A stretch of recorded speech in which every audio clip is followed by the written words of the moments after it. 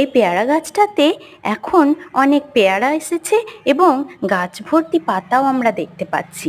কিন্তু এই পেয়ারা গাছটা যে এরকম হবে তা ভাবতেও পারিনি, কারণ পেয়ারা গাছটা যখন ছোট ছিল তখন অনেকবার ছাগলে মুড়িয়ে মুড়িয়ে খেয়ে নিয়েছে, তবু হাল ছাড়িনি, আগলে আগলে রেখেছিলাম।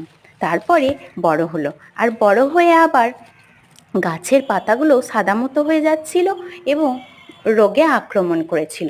তখন আমরা গাছের মধ্যে হলুদ গুঁড়ো, শ্যাম্পু, ডিটারজেন্ট পাউডার একসঙ্গে গুলে স্প্রে করে করে গাছটাকে আবার সুন্দর পাতা বের হলো গাছ থেকে। এটা একটা অন্য গাছ, এটাও একটা পেয়ারা গাছ, আর এটা কলার মোচা বের হয়েছে আবার নতুন একটা। তারপরে ওই গাছটা আবার সুন্দর পাতাতে ভর্তি হয়ে গেল। হ্যাঁ, অবশেষে এখন ফলেও ভর্তি হয়ে গেছে।